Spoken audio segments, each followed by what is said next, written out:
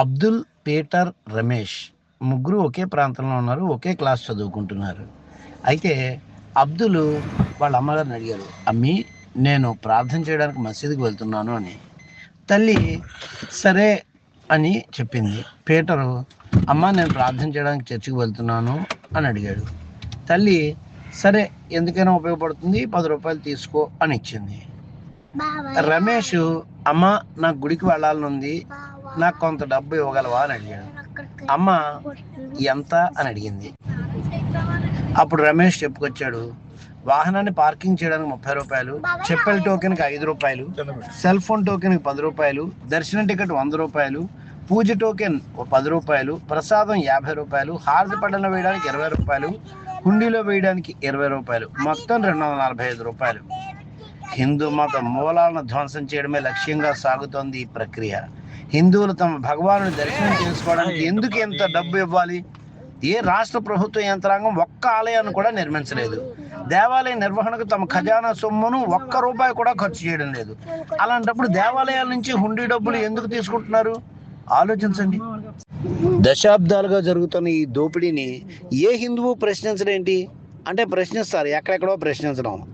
ఇప్పుడు ప్రశ్నలు కాదు, మాటలు కాదు, కావలసింది చేతలు. ప్రతి హిందువు ఖచ్చితంగా దేవాలయానికి వెళ్ళి నేను టికెట్ కొనను, నేను గుడి క్యూలో నిలబడి వెళ్తాను దర్శనానికి, నేను టికెట్ తీసుకుని దర్శనం చేసుకోను, నేను ప్రసాదం కొనను, నేను హుండీలో డబ్బులు వెయ్యను అని నిర్ణయించుకుని మీరు వేద్దాం అనుకుని డబ్బు ఏదైనా హారతిక పళ్ళెల్లోనే వేయండి. 10 రూపాయలు వేస్తారో 10 రూపాయలు వేస్తారో ఎంతో కొంత, కానీ హుండీలో 1 రూపాయి కూడా వేయద్దు. నెక్స్ట్ అక్కడ ఏది కొనద్దు. చెప్పులు వేసుకుని వెళ్ళకండి. అసలు గుడికి వెళ్ళేటప్పుడు చెప్పులు ఎందుకు? చెప్పులే లేకుండా వెళ్ళొద్దు, ఎందుకంటే చెప్పులు స్టాండ్కి వెళ్ళవలసిన పని లేదు. అలాగే అర్చన, అక్కడ అర్చక స్వామి ఏం చేస్తే అదే అర్చన చేయించుకోండి. అష్టోత్తరము లేకపోతే ఇంకేదో అర్చన అని చెప్పేసి టోకెన్లకి టికెట్లు కొనకండి. ఇది చేయడం మొదలెట్టండి ప్రతి చోట్లోనూ. లేకపోతే దశాబ్దాలుగా జరుగుతున్న ఈ దోపిడీకి కోట్లలో మన డబ్బు దోపిడీ అయిపోయింది. ఇంత చేసి మనకి ప్రభుత్వాలు చేస్తున్నది ఏంటి? ఇంకా మనమే ఉక్కుపాదాలను మోపుతున్నారు. పోనీ ప్రభుత్వానికి 1 రూపాయి కూడా తీసుకోనని, అంటే దేవాదాయ శాఖ పేరుతోటి విస్తృతంగా హిందువుల దగ్గర నుంచి డబ్బులు తీసుకుంటున్న ప్రభుత్వం 1 రూపాయి కూడా ఒక మసీదు నుంచి కానీ ఒక చర్చి నుంచి కూడా తీసుకోవట్లేదు. తీసుకోకపోగా వాళ్ళకి తిరిగి లక్షల్లో కోట్లలో డబ్బు దోచిపెడుతోంది. ఇప్పుడు కూడా ఇంకా నోరు మూసి కూర్చుంటారా? ఎంతకాలం కూర్చుంటారు లాగా? ఇలాగే ఒక దేవాలయం దగ్గర కొబ్బరికాయలు అమ్మే షాపు, పళ్ళు అమ్మే షాపు, అలా రకరకాల వస్తువులు అమ్మే షాపుల్లో ఒక 80% మంది ముస్లింలు, క్రైస్తవులే ఉంటున్నారు. ఇదేమిటి?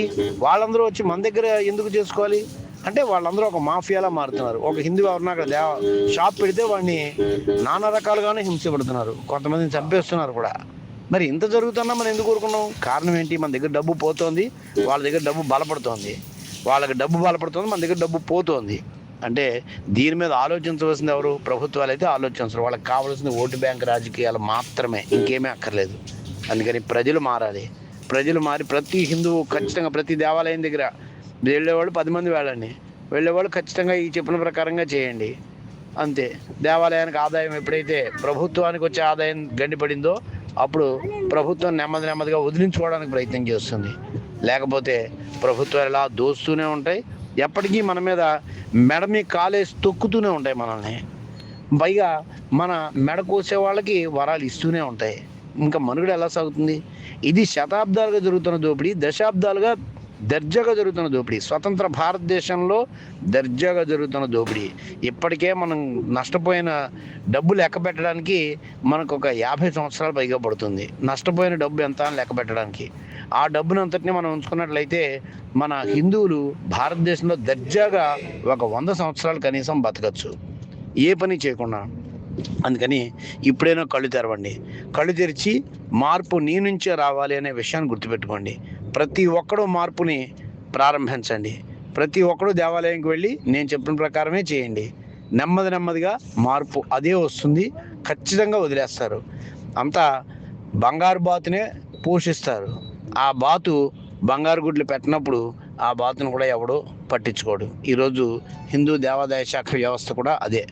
హిందూ దేవాలయాల నుంచి డబ్బు విపరీతంగా వస్తుంది. అందుకని వాటితో ఇంకా వ్యాపారాలు చేస్తున్నారు, కొత్త వ్యాపారాలు కూడా చేస్తున్నారు. ఇక ధార్మిక వ్యవహారం, మనోభావాలు, వీటన్నిటికీ అసలు విలువే లేదు.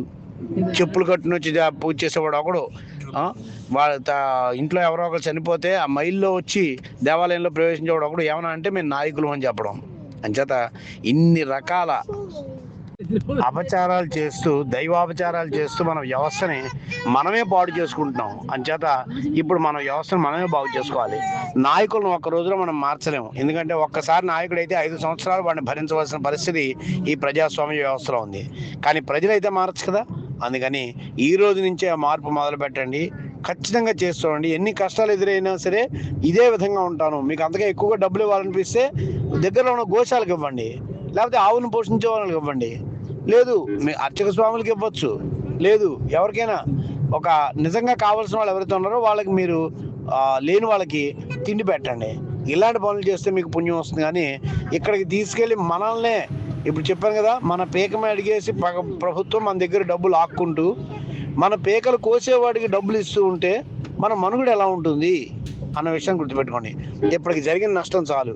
ఈ పైన ఇంకా నష్టం జరగకుండా ఉండాలంటే ఇప్పుడు నష్ట నివారణ చర్య మనమే మొదలు పెట్టాలి. ఆ మార్పు నీతోటే మొదలవ్వాలి. నువ్వే ప్రారంభించాలి. మర్చిపోకు. జై హింద్. భారత్ మాతాకి జై.